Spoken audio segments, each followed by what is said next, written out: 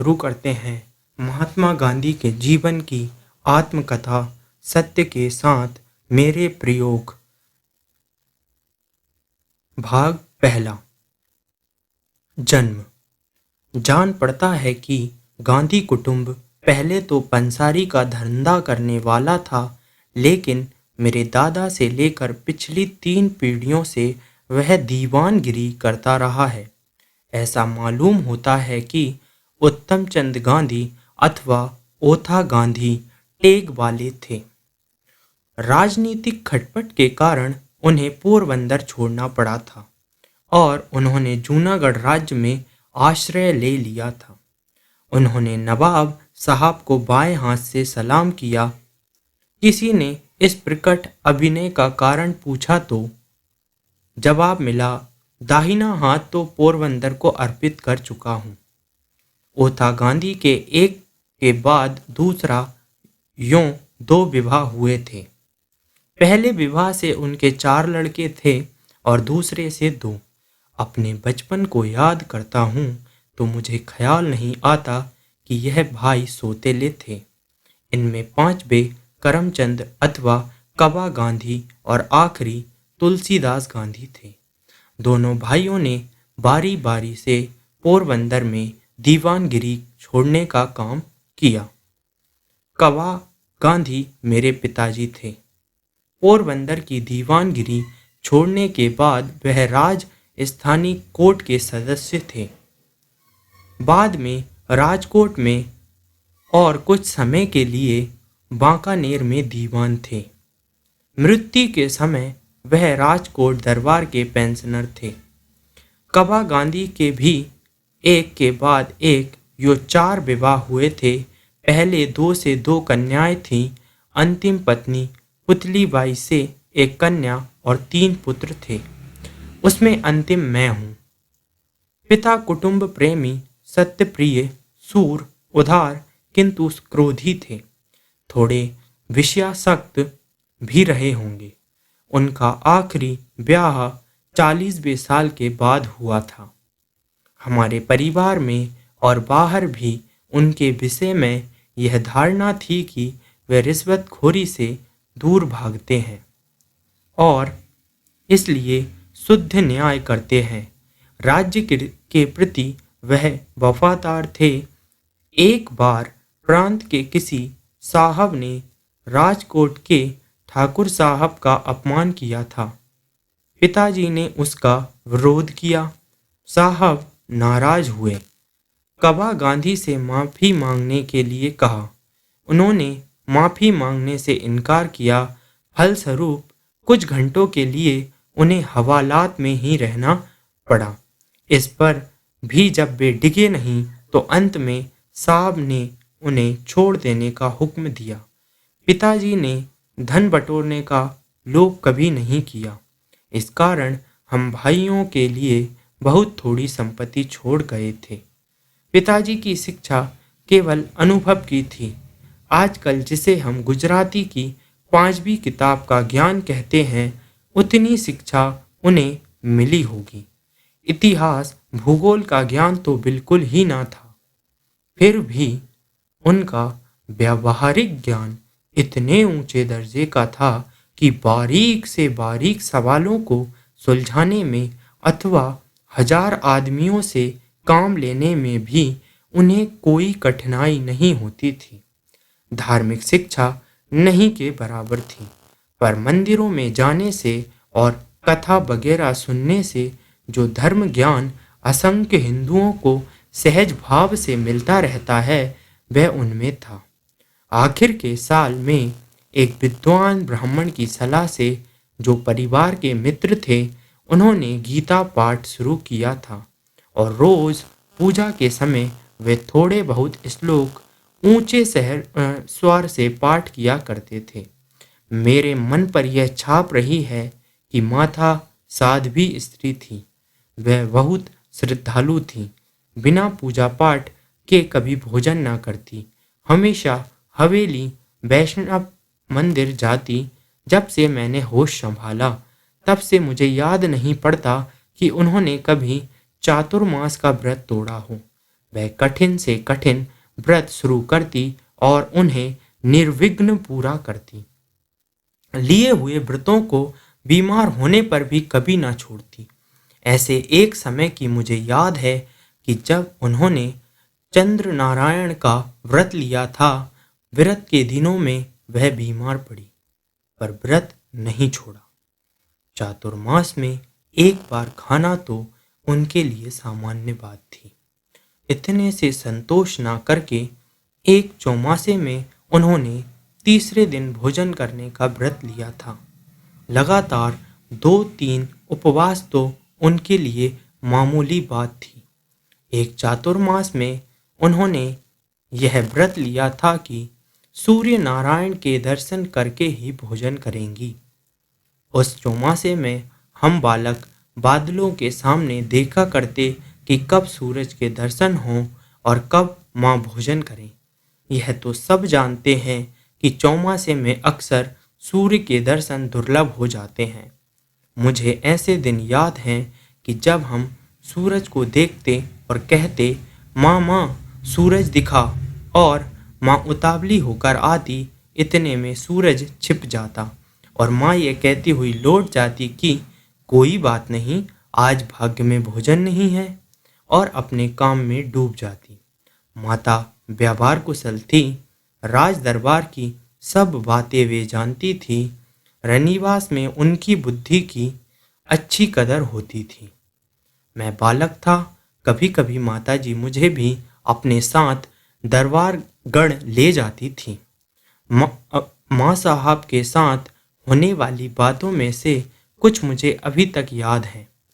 इन माता पिता के घर में संवत 1924 की भादो बदी 12 के दिन अर्थात 2 अक्टूबर 1869 को पोरबंदर अथवा सुदामापुरी में मेरा जन्म हुआ।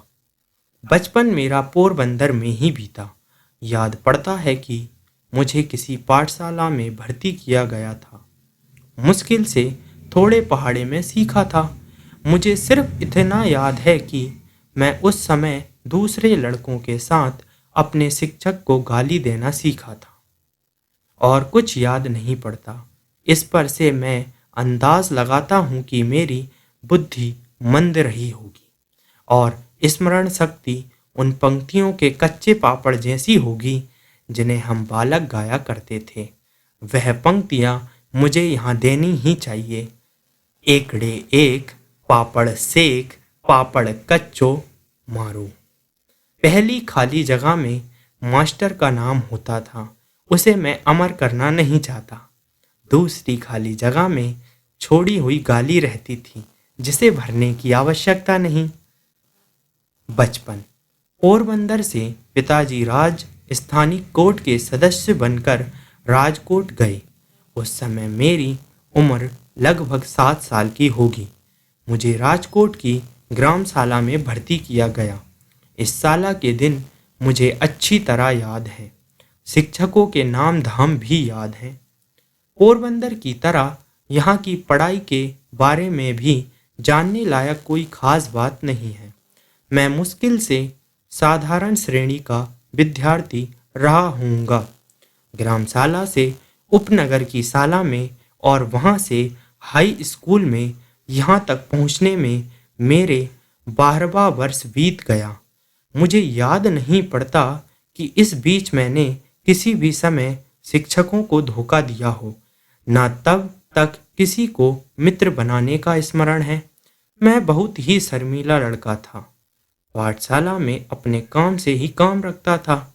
घंटी बजने के समय पहुंचता और पाठशाला के बंद होते ही घर भागता। भागना शब्द मैं जानबूझकर लिख रहा हूँ, क्योंकि किसी से बातें करने मुझे अच्छा न लगता था। साथ ही यह डर भी रहता था कि कोई मेरा मजाक उड़ाएगा तो। हाई स्कूल के पहले ही वर्ष की परीक्षा के समय की एक घटना उल्लेखनीय है। शिक्षा विभाग के इंस्पेक्टर जाइल्स विद्यालय की निरीक्षण करने आए थे। उन्होंने पहली कक्षा के विद्यार्थियों को अंग्रेजी के 5 शब्द लिखाए। उनमें एक शब्द कैटल था। मैंने उसके हिज्जे गलत लिखे थे। शिक्षक ने अपने मूठ की नोक मारकर मुझे सावधान किया, लेकिन मैं क्यों सावधान होने लगा? मुझे यह ख्याल ही नहीं हो सका कि शिक्षक मुझे पास वाले लड़के की पट्टी देखकर हिज्जे सुधार लेने को कहते हैं। मैंने ये माना था कि शिक्षक तो यह देख रहे हैं कि हम एक दूसरे की पट्टी में देखकर चोरी ना करें। सब लड़कों के पांचों शब्द सही निकले और अकेला मैं बेवकूफ़ ठहरा। शिक्षक ने मुझे मेरी बेवकूफ़ी बाद में समझाई, लेकिन मेरे मन पर कोई असर ना हुआ। मैं दूसरे लड़कों की पट्टी में देखकर चोरी करना कभी सीख ना सका। इतने पर भी शिक्षक के प्रति मेरा विनय कभी कम ना हुआ। बड़ों के दोष ना देखने का गुण मुझ में स्वभाव से ही था।